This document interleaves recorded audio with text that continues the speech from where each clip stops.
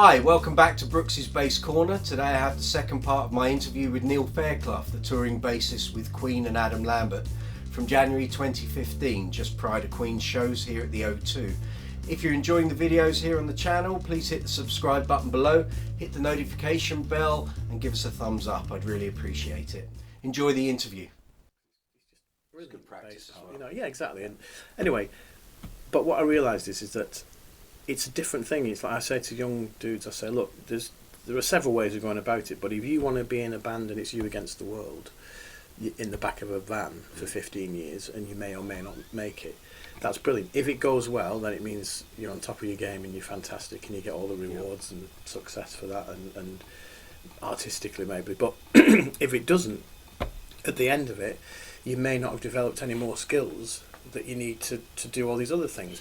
And by the same token, if you decide you want to play with everyone, then that's great, you might do that, but you might never actually stay in something long enough for it to develop into something amazing, you know what I mean? So these are the payoffs, aren't they, and things that you've got to do. And what I think with a band like Queen, as the Beatles were and as any band, is that you're a band, and that's what makes those individuals brilliant, is because they each player, that's the sound of it, you know what I mean?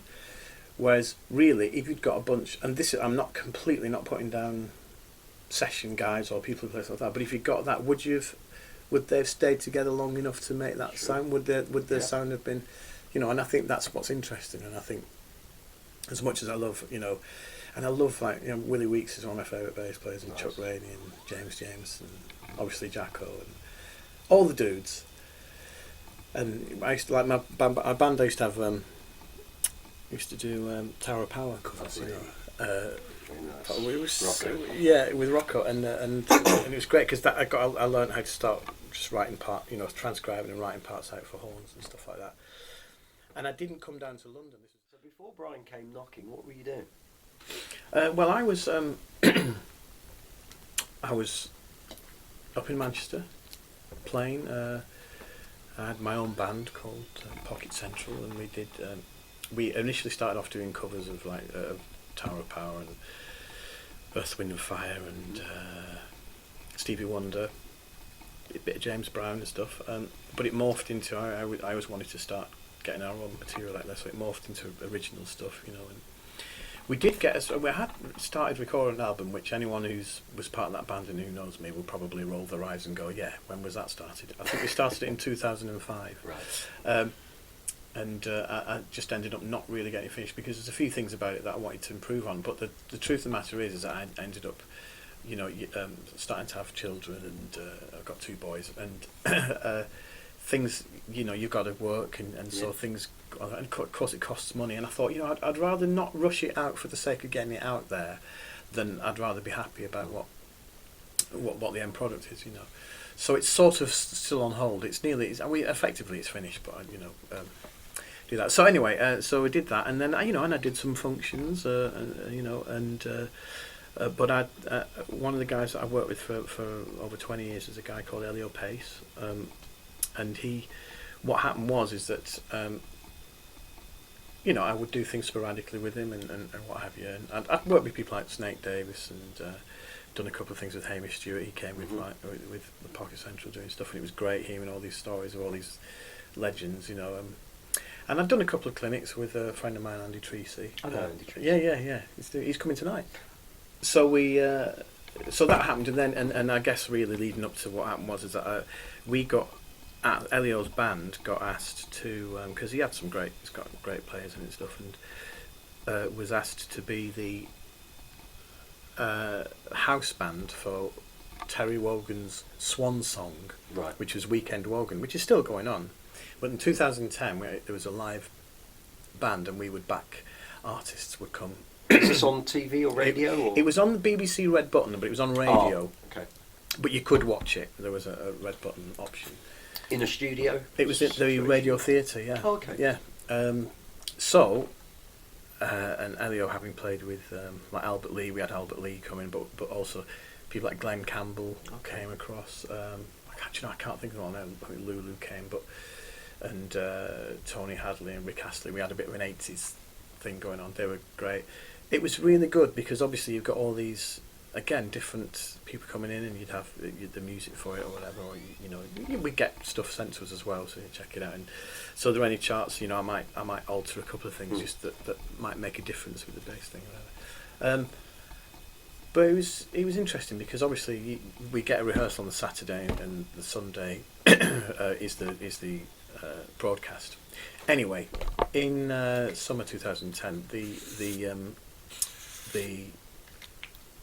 we were outside having done whatever we'd done, and I was talking to someone, and I heard Alan Boyd, who was the producer, say, and next week we've got Brian May coming in, and I literally went, excuse me, so did you just say Brian?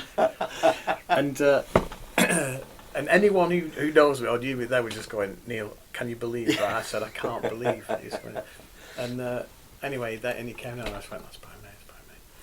And I think Elio had spoken to him on the phone a couple of times, and I think he said, my bass players, whatever.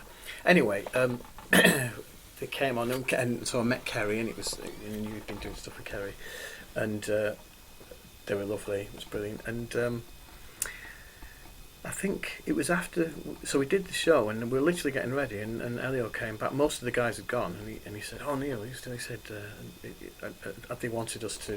I think the girls who were doing the backing vocals and Elio and myself, they asked if we wanted to do this Proms in the Park thing because Rufus was already on to do that, and a guitarist called Jamie Humphries. Jamie. Yeah, and so. We did that. Now, having just done the thing with Brian Cat, I thought I'd died and gone to heaven. So when this was proposed, I was like, this is unbelievable. I can't believe it. Again, I was thinking, right, well, that'll be like, I've done that, and then we did this. That's brilliant. And then basically, we didn't really do anything else until the following year, 2011, where we did the Anthems tour, and that was fantastic, and. We did that, and then throughout the summer we did some things dotted around at different places, and I did that Friday for a Day, which I mentioned. I did meet Roger there, and I think Jeff Beck was there, Mike Rutherford. I was just all these people that you just go in, it's incredible. Yeah.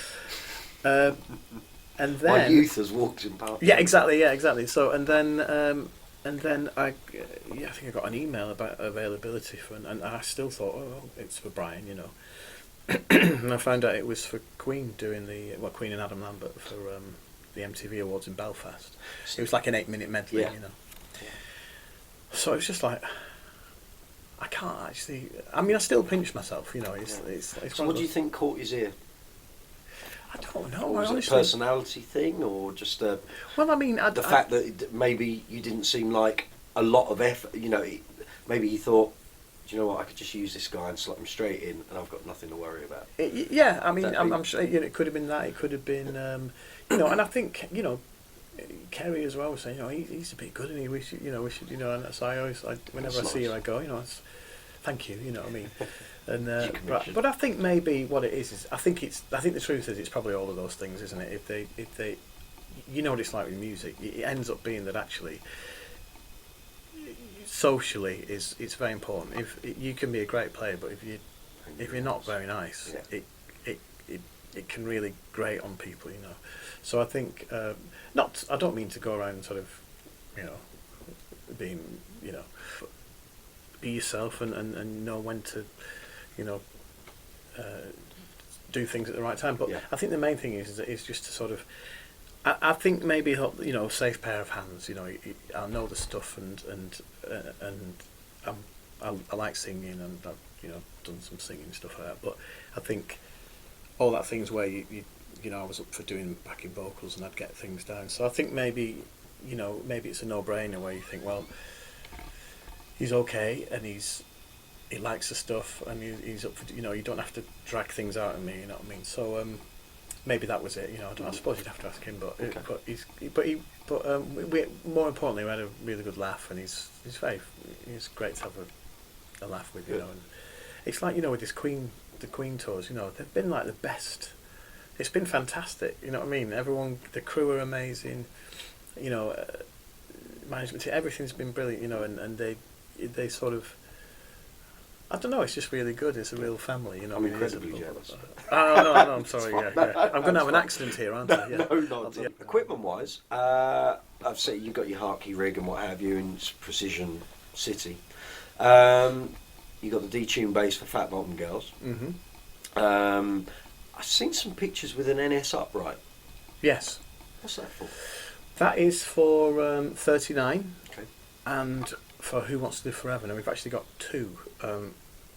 There's one is Rogers, Mm-hmm. which which is what we've been using up until now, and then because of the introduction of the B stage for the backline guys, Steve Pryor, legend, who looks after me. I keep apologising to him just for that. You know, he's done Jeff Beck and stuff. There he is with me. I'm sorry. We'll laugh about it. But he's got a B down there. So what he did was they sorted out another one because getting them backwards and forwards, and sometimes there might be discussions about the set, and it might just change up. And if they, one song change can really screw things up. If whatever.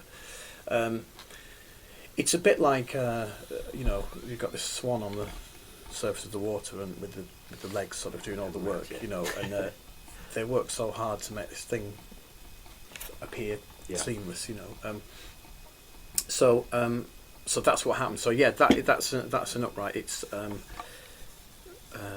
it's a Steinberger, isn't it? Yes. Yeah. They're great. I've got minimal. I can do a little bit on upright, whatever, but I couldn't do the whole thumb position and all this stuff. But even if you didn't, they've got like markers there, so it's a bit like fretless bass. But I do use positioning, so that does help with intonation. Were you not tempted to just use a fretless, or? Well, I think the idea. Well, yes, is the answer. John, to that, because you did the fretless thing, but I think as well. Because of the idea of being partly sort of skiffle and folky and whatever, even though it's still like an electric upright, I thought we sort of felt it suited the whole idea of, and it gives somewhat like, now they're doing a sort of cut down version of the whole thing, and actually it sort of makes you play in a certain way, so it's quite nice to sort of have that. One of the difficulties is because I'm doing the top harmony, is that when you're playing it, sometimes you sort of, because of the way the mic is and you're singing, I've got to do it. So sometimes I've got to move away, which is not really what you should do. You should try and be sort of like this. But I have to sort of just a couple of times do that. I'm all right, for most things, but a couple of times you sort of do that. And that's when I realised actually playing upright and singing is quite. When you see that, it's like Esperanza Spalding, she's ridiculous, isn't she? She's amazing. I mean, so I think that's the answer to that. And Who Wants to Live Forever? Again, just to give it a bit of gravitas, it's got this lovely big sound in it, and it sort of works really. And the other thing about it is that I think on the upstage one, on the main stage, we put a little bit of foam there, just because it was resonating a bit too much sometimes. So we just so it cuts the knot off a little bit. And then I use it a little bit for the little bass feature, just because it sort of implies a little bit of a swing thing. So when we go from the electric to the for the Don't Try Suicide, and then Steve kicks in the octave, and even though it's actually in E flat, I keep it in D. Yeah. We go do the body language thing, right? And we cut that it. Was good. Yeah. So it's a bit of that, but it's a good way of then getting Roger to come up. We used to do the thing where he did the drum, sledgehammer. Well, I think he wanted to keep that because I think we'd seen it before in Europe, so we did that. And then this idea of kicking in with Invisible Man, and so we just, it's just see what happens. I mean, things might change up, you never know. And I'm very aware it's not about me or the bass, but I think it just gives them a little bit of a breather. And if I can, I suppose, I could go down there and do all sorts of things, but really I wanted to make it so that if there was like 3% of the audience going, he's doing whatever. If you didn't know it, it would sound like a little piece of something, and if you do know it, that's extra. That's cool. Any pedals? Yeah, I've got. I'm not really a pedal man, but I've realised on some things I need it. I need it for. There's a little run in Bohemian Rhapsody. One of the 3 guitar runs. I do the second one. You do, which.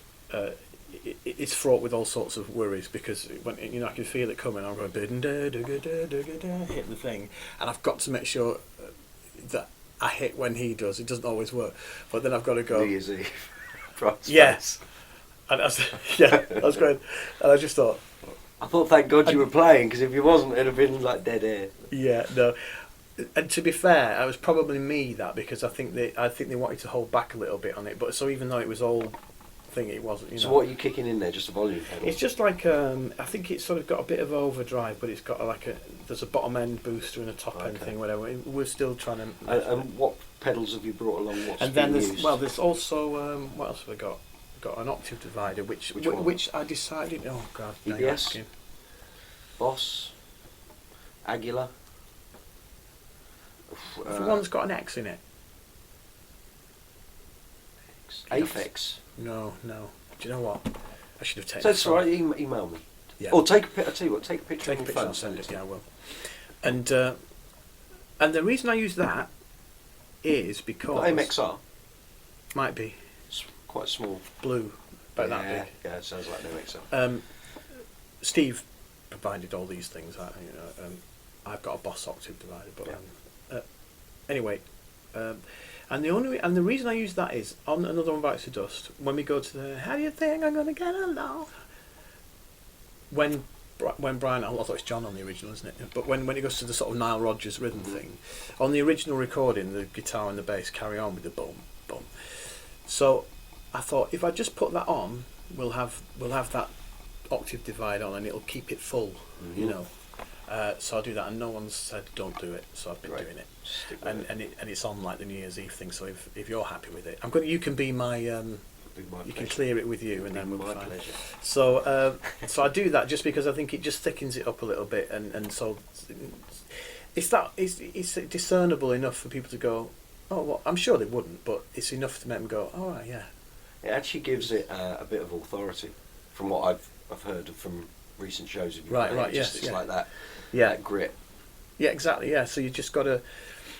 So it's almost like a power thing without being powerful. And it's a funny one as well, because I think there's a Music Man on the original, which got a great, that great sound and stuff. But obviously, I know he did it on a couple of shows, but he eventually ended up just doing Fender Precisions anyway. So as long as it, he tried to do that. See, the thing is, I like, despite the fact that I love. Used to, low 42 stuff and all that things. I actually don't like it when it's too bright, the bass end. So as long as it sounds warm and bottom endy. That comes on to my next question, which is what you're using on this. Is this similar to what you would use for the bulk of your work, and from what you said, do you have a preference for passive or active basses? It's what this is. I have always used Hartkeys and used those, although to be honest, I will go through it. If there's something there, I'll go through it and try and make it work. And I used to use I've got a couple of the high drive things, it's good to have that little thing. But funnily enough, when and before that I had the aluminium cone XLs in it, like transporter cabs or whatever. But I never liked them with the P bass for some reason, and I started thinking, I'm not so sure about this, but anyway, I think it was a guy called Chris Lawson who works with Peter Gabriel. He worked with us on the 2012 tour, and he and Steve Pryor was obviously saying, yeah, no, you should use these. In fact, I ended up using the AK series paper cones. Yeah. We had a different amp though back then. I can't remember what it was, but Steve said, use these LH1000 they've got. What I found is that bass is great, and then when you turn it up, sometimes some of those lovely things get lost for some reason, just because you're banging out all that stuff. So we wanted enough so that if I was 20 feet away, I thought, actually, that's great. It's just lovely. So it worked with the AK series. I was really happy with that, because I didn't want it to be too clangy. And I know that John Deacon actually did have enough to cut through. So I sometimes trying to marry that up a little bit. I don't know whether. But the sound guys seem happy, and they'll have a word with me. There's a couple of occasions where Steve will have to just with the pickup, just sort of thing. Because I noticed on my drop D bass that the low E, low D, I just felt the balance was out. It felt a little bit quieter, so we just did that. Is that just a tuned down bass, or are you using hip shot? Or? It's just tuned down. Okay. Yeah, no, I'd love the whole. across all the strings? No, it's just the E. Just the E, yeah. Okay.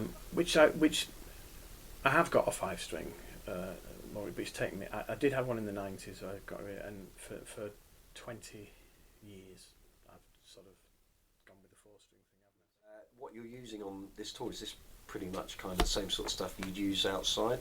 Yeah, with the exception of maybe I'd have a jazz bass as well. In fact, really. And do you have quite a large collection of stuff, or is it quite sort of modest? I've got a 1973 Fender Jazz. Mm-hmm.